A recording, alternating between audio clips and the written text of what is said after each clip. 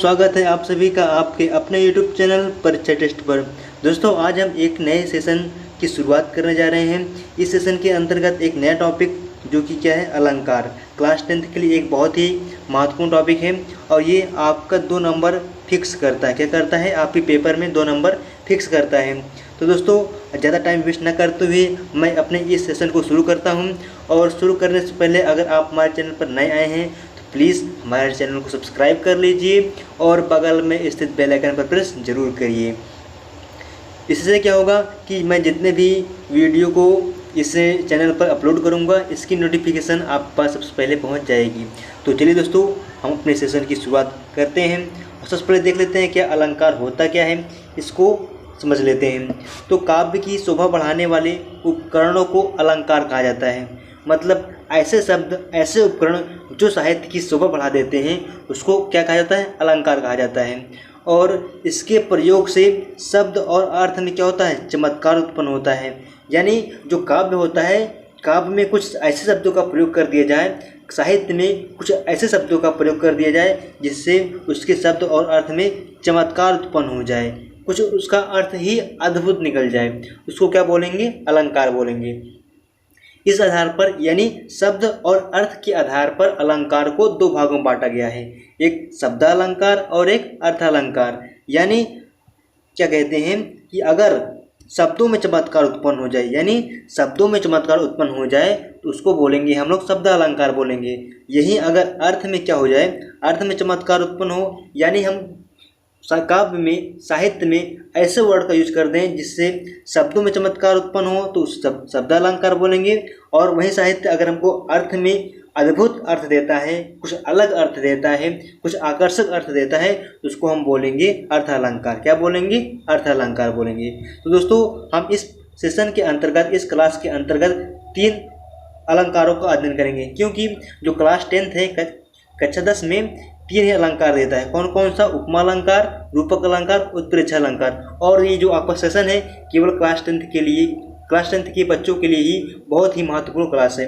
और इसमें खास बात दोस्तों ये क्या कि उपमा, रूपक, उत्प्रेक्षा तीनों ही अलंकार अर्थालंकार के अंतर्गत आते हैं। यानी जो तीनों अलंकार हैं ये अर्थालंकार के अंतर्गत आते हैं। तो देख लेते हैं कि उपमा अलंकार होता क्या है। उपमा अलंकार जहाँ किसी एक वस्तु की किसी दूसरी प्रसिद्ध वस्तु से क्या तुलना की जाती है, किसके किसके आधार पर, गुणों के आधार पर, धर्म के आधार पर, स्वरूप के आधार पर क्या की जाती है, तुलना की जाती है या तो समानता बताई जाती है, वहाँ पे क्या होता है, उपमा अलंकार होता है। और यहाँ पे खास बात ये दोस्तों कि उपमा अलंकार के 4 अंग होते हैं, उसको आइए देख लेते हैं, तब इसके एग्जाम्पल को हम लोग समझते हैं।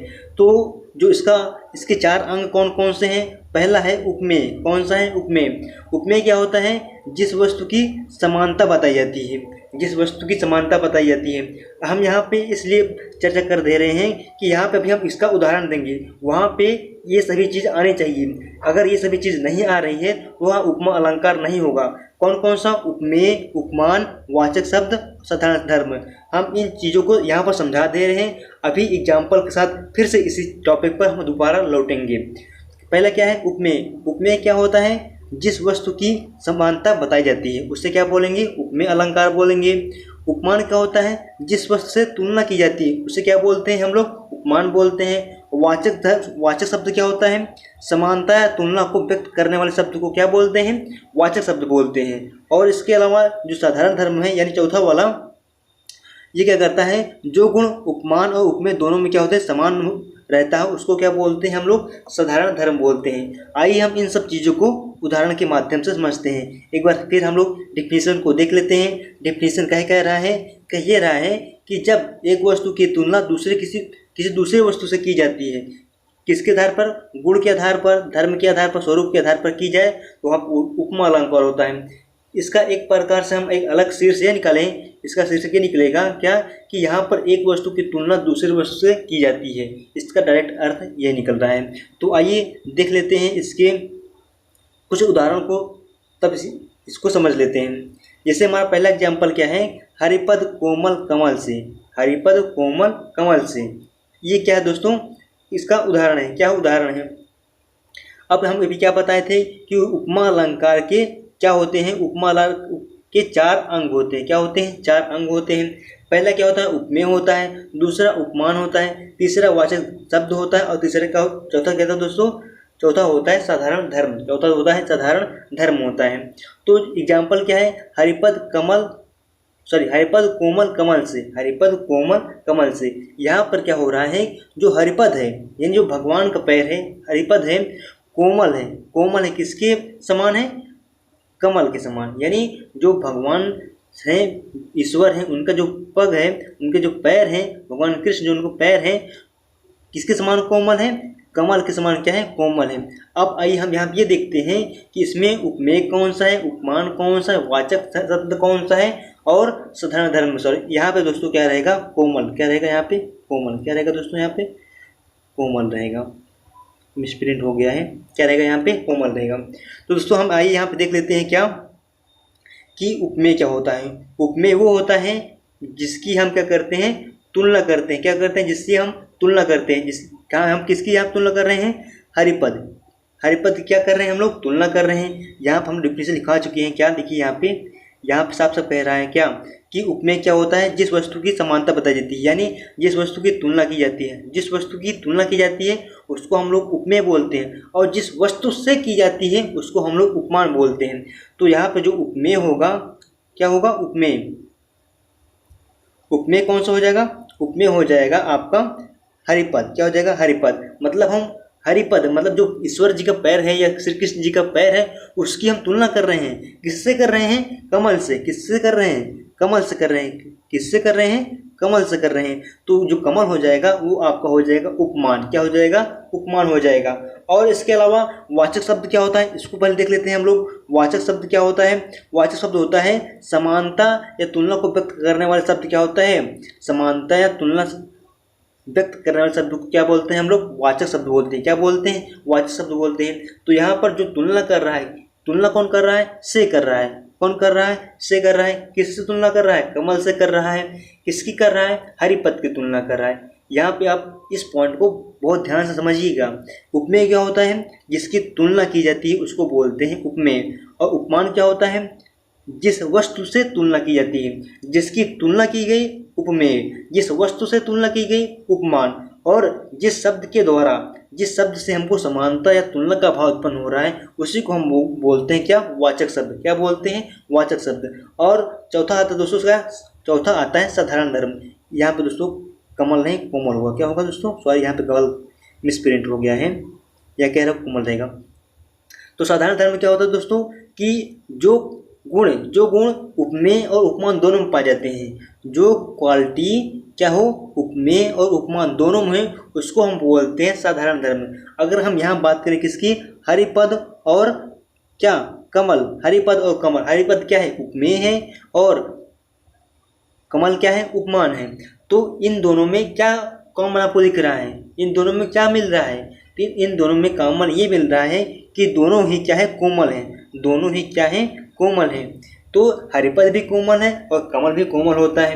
तो यहाँ पे दोनों में जो कॉमन चीज़ होती है, जो कॉमन गुण होता है, वही क्या होता है? साधारण धर्म होता है। क्या होता है? साधारण धर्म होता है। तो दोस्तों इसमें आपको चारों चीज़ मिल रही है, यानी हरिपद कोमल कमल से ये क्या है? उपमा अलंकार का उदाहरण है। इतना कंफर्म हुआ दोस्तों। आइए कुछ और एग्जाम्पल को हम लोग देख लेते हैं ताकि ये हमारा क्या हो जाए? कंफर्म हो जाए। अगला एग्जाम्पल है क्या कि पीपर पात सरिस मंडोला। पीपर पात सरिस मंडोला यानी पीपल के पत्ते के समान मन डोलता है। पीपल के पत्ते के समान मेरा मन डोल रहा है। ठीक, ओके दोस्तों।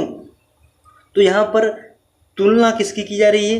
पीपल के पत्ते के समान मन डोल रहा है। जो मन है क्या है? ये मन है ना। मन क्या है? ये उपमेय है। क्या उपमेय है? और किससे तुलना की जा रही है? पीपल के पत्ते से। किसकी तुलना की जा रही है? पीपल के पत्ते से तुलना की जा रही है। यानी जो पीपल का पत्ता हुआ ये क्या हो गया? उपमान हो गया। क्या हुआ? उपमान हो गया। और यहाँ पे अगर वाचक शब्द यानी वाचक शब्द का बात की जाए तो यहाँ पे सरिस यानी जो तुलना का भाव दे रहा है, तुलना का भाव कौन दे रहा है? सरिस दे रहा है। अब ये बच रहा है कौन सा? डोला। डोला क्या है दोस्तों? दोनों में कॉमन है। जो क्वालिटी बता रहा है कि पीपल का पत्ता भी डोल रहा है और मेरा मन भी डोल रहा है, तो इन दोनों में कॉमन कौन सा हुआ? डोला। तो डोला क्या हो जाएगा? साधारण धर्म हो जाएगा। क्या हो जाएगा दोस्तों? साधारण धर्म कहते किसको है? जो दोनों में क्या है? सेम रहे। तो कन्फर्म हुआ दोस्तों। और कुछ एग्जाम्पल है, जैसे सागर से गंभीर हृदय हो और यहीं कहीं पर बिखर गई वह भग्न विजय माला से। ये सब क्या एग्जाम्पल हैं? उपमा अलंकार, सॉरी किसकी एग्जाम्पल है? उपमा अलंकार क्या है? ये एग्जाम्पल है। और यहाँ पे आप लोग के यहाँ पे जैसे एग्जाम्पल दे देता, एग्जाम में एग्जाम्पल दे देता है कि आप इसमें से बताइए कि निम्न में से कौन सा अलंकार है। तो मैंने आप लोगों के सहायता के लिए, आप लोगों की आसानी के लिए कुछ ट्रिक्स लाया हूँ। ट्रिक्स क्या है? अगर आपको सेंटेंस में या वाक्य में सरिस, सम, समान, सा, सी ये सब वर्ड दिख जाए, ये सब वर्ड दिख जाते हैं, तो वहाँ पे आपका 90% चांस रहता है कि वह क्या होता है? उपमा अलंकार होता है। मैं यहाँ 100% बात इसलिए नहीं कर रहा हूँ कि कभी कभी क्या होता है कि ये वर्ड आए रहते हैं तब पर भी वह अलंकार नहीं होता है, लेकिन मैं 90% बात कर रहा हूँ कि वहाँ पे क्या होता है? वहाँ पे उपमा अलंकार होगा। कौन कौन शब्द आने पर? सरिस, सम, समान, सा, सी। ये सब क्या है कि ये शब्द अगर शब्द वहाँ पे आ जाते हैं तो वो उपमा अलंकार हो जाएगा। जैसे यहाँ कौन सा शब्द आया है? सरिस आया है। कौन सा आया है? सरिस आया है। और यहाँ पे कौन सा आया है? सागर सा। यहाँ पे सागर सा हो गया। और यहाँ पे यही कहीं बिखर गई वह विजय भग्न माला से, तो वहाँ पे क्या आया है? सी आया है। तो ये सब क्या है? उपमा अलंकार के उदाहरण हैं। तो आइए आप देख लेते हैं हम लोग रूपक अलंकार कहते किसको हैं। रूपक अलंकार जहाँ उपमेय में उपमान का निषेध रहित आरोप किया जाता है, अर्थात उपमेय और उपमान में अभिन्नता प्रकट की जाए, वहाँ पे रूपक अलंकार होता है। इसके कहने का तात्पर्य यह है दोस्तों क्या कि जहाँ पे उपमेय और उपमान, जिस वस्तु की हम तुलना कर रहे हैं और जिससे कर रहे हैं, जिस वस्तु की तुलना कर रहे हैं और जिससे कर रहे हैं, दोनों को क्या कर दिया जाए? सेम कर दी जाए, उसमें अभिन्नता प्रकट की जाए, उसमें कोई परिवर्तन न हो, उसमें कोई भिन्नता हमको ना दिखाई दे।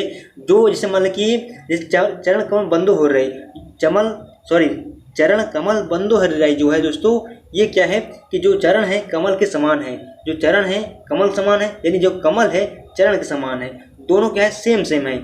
आइए इसका हम कुछ एग्जाम्पल देख लेते हैं, इसके परिभाषा को हम एक बार फिर समझ लेते हैं। कह रहा है कि जहाँ उपमेय में उपमान का निषेध रहित आरोप किया जाता है, वहाँ क्या होता है? रूपक अलंकार होता है। इसकी एक और आसानी डिफिनेशन समझ लेते हैं। इसका अन्य डिफिनेशन क्या है? जहाँ उपमेय और उपमान में अभिन्नता प्रकट की जाए। क्या किया जाए? अभिन्नता प्रकट किया जाए, यानी जिस वस्तु की तुलना की जा रही है और जिस वस्तु से तुलना की जा रही है, दोनों में कोई डिफरेंस ना हो, कोई भिन्नता ना हो, उसको सेम बताया जाए, एक रूपता दिखाई जाए, वहाँ पर होता है रूपक अलंकार। इतना कंफर्म दोस्तों? आइए आगे देख लेते हैं इसके कुछ एग्जाम्पल क्या कह रहा है कि पायो जी मैंने राम रतन धन पायो। वाह, क्या कह रहा है कि पायो जी मैंने राम रतन धन पायो। यहाँ पर बात करें दोस्तों क्या कि जो मीराबाई है, चाहे मीराबाई है, श्री कृष्ण जी की बहुत बड़ी भक्त है, उन्होंने क्या कहा? पायो जी मैंने राम रतन धन पायो। तो यहाँ पे जो राम रतन है और धन है, राम रतन और धन को दोनों एक ही बता दिया गया है। यानी जो मीराबाई जी हैं वो क्या पाए? वो एक राम रतन पा गई है, राम रतन यानी धन पा गई है। अगर वो धन पा गई है तो इसका मतलब वो श्री कृष्ण के रूप में राम रतन को पा गई है। इसका मतलब यह हुआ दोस्तों क्या कि यहाँ पर उपमेय और उपमान में कोई डिफरेंस नहीं होगा, वहाँ पर राम रतन दोनों को एक रूपता ही दिखाई जा रही है। दूसरा एग्जाम्पल क्या कह रहा है कि चरण कमल बंदो हो रही, जो चरण है कमल के समान है और जो कमल है चरण के समान है, यानी दोनों में भी क्या है? एक रूपता दिखाई जा रही है। और इसमें अगला क्या कह रहा है? मैया मैं तो चंद्र खिलाया ले हूँ, यानी जो श्री कृष्ण जी हैं अपनी माता से क्या कह रहे हैं कि मैया मैं तो चंद्र खिलौना ले हूँ। इसका मतलब यह हुआ दोस्तों क्या कि जो श्री कृष्ण की मांग क्या है कि माँ मुझे चंद्र के समान खिलौना चाहिए, यानी मुझे चंद्रमा के समान खिलौना चाहिए। यहाँ पे क्या कह रहा है दोस्तों? यहाँ तुलना नहीं कर रहा है, यहाँ पे तुलना नहीं कर रहा है। तो यहाँ पे क्या कह रहा है कि जो उपमेय है और उपमान है, इसमें हमको कोई डिफरेंस नहीं करना है, हमें यही सिखा रहा है यहाँ पे। तो यानी जो चंद्र है और जो खिलौना है, ये क्या है? उपमेय और उपमान क्या है? यहाँ पे डिफरेंस नहीं दिखाया जा रहा है। यहाँ पे दोस्तों अगर बात करें खिलौना क्या हो जाएगा? आपका उपमेय हो जाएगा और चंद्र क्या हो जाएगा? उपमान, जिससे हम तुलना कर रहे हैं। यानी जो हमारा खिलौना होना चाहिए वो चाँद होना चाहिए और जो चाँद होना चाहिए वो खिलौना होना चाहिए। ये क्या यहाँ पे दिखाया जा रहा है। किसमें? रूपक अलंकार में। रूपक अलंकार में होता क्या है दोस्तों? रूपक अलंकार में ये होता है कि जहाँ उपमेय और उपमान जिस वस्तु की तुलना कर रहे हैं, जिस वस्तु से तुलना की जा रही है, इसमें कोई डिफरेंस नहीं होना चाहिए। ये इतना कन्फर्म हो दोस्तों? कन्फर्म? करेक्ट। चलिए आगे बढ़ते हैं। आगे क्या कह रहा है कि उत्प्रेक्षा अलंकार। उत्प्रेक्षा अलंकार होता क्या है कि जहाँ उपमेय में उपमान की संभावना की जाए, जहाँ उपमेय में उपमान की संभावना की जाए, वहाँ क्या होता है? उत्प्रेक्षा अलंकार होता है। उपमेय क्या होता है? जिस वस्तु से तुलना की जाती है, जिस वस्तु से जिसकी तुलना की जाती है। उपमान क्या होता है? जिस वस्तु से तुलना की जाती है, उसमें क्या हो? संभावना व्यक्त की जाए। क्या यहाँ पे क्या कर रहा है? संभावना व्यक्त की जा रही है, उसको क्या बोलेंगे हम लोग? उत्प्रेक्षा अलंकार बोलेंगे। और इसमें कुछ वाचक शब्द हैं। वाचक शब्द क्या होता है? जिससे तुलना की जाती है, जिससे क्या की जाती है? तुलना की जाती है, उसको क्या हम क्या बोलते हैं? जो तुलनात्मक शब्द होते हैं, जो समानता दर्शाने वाले शब्द होते हैं, उसी को हम लोग बोलते हैं वाचक शब्द बोलते हैं। जैसे इसमें आया है मनु मानो, जनु जानो, मनहु जनहु आदि क्या है? उत्प्रेक्षा अलंकार के वाचक शब्द हैं। आइए हम इस डिफिनेशन को कुछ एग्जाम्पल के माध्यम से समझते हैं। एग्जाम्पल क्या कह रहा है? सोहत ओढ़े पीठ पटु श्याम सलोने गात, मानव नीलमणि शैल पर आतप परियो प्रभात। इसमें क्या है दोस्तों कि श्याम सलोने गात, यहाँ पे भगवान श्री कृष्ण की सुंदरता का वर्णन कर रहे हैं कवि। क्या कह रहे हैं कि सोहत ओढ़े पीठ पटु श्याम सलोने गात, मानव नीलमणि शयन पर आतप परियो प्रभात। क्या कह रहा है कि जब श्री कृष्ण भगवान अपने सामने शरीर पर क्या करते हैं? पीले वस्त्र धारण करते हैं। क्या करते हैं? पीले वस्त्र धारण करते हैं। तो वो मानो क्या? नीलमणि जो पर्वत है, नीलमणि पर्वत पर जैसे सूर्य की किरण पड़ रही है, सूर्य की धूप पड़ रही है, ऐसा प्रतीत होता है। तो यहाँ पे अगर बात करें दोस्तों, क्या जो उपमेय है, उपमेय क्या हो जाएंगे? श्री कृष्ण जी हो जाएंगे। कौन हो जाएंगे? श्री कृष्ण जी हो जाएंगे। और उपमान जो हो जाए, किससे तुलना की जा रही है? सूर्य के प्रकाश से, सूर्य के प्रकाश से। तो यहाँ पर दोस्तों न समानता दर्शाई जा रही है, न एक तुरुपता दिखाई जा रही है। यहाँ पर संभावना की जा रही है क्या? कि मानो कैसे लग रहे हैं? ऐसे लग रहे हैं मानो कि वो नीलमणि पर्वत पर एक सूर्य के प्रकाश की तरह दिखाई देते हैं। तो यहाँ क्या हो रहा है? संभावना व्यक्त की जा रही है। ओके दोस्तों, प्रिडिक्शन दिया जा रहा है। तो यहाँ पर जो आज का ये सेशन था, क्या? अलंकार वाला, यहीं पर हम लोग का ये सेशन समाप्त होता है। आप लोग प्लीज़ इसे वीडियो को ज़्यादा से ज़्यादा शेयर और लाइक जरूर करिएगा, और कमेंट बॉक्स में ये हमको जरूर बताइएगा कि ये आपको मेरा ये सेशन कैसा लगा। ओके।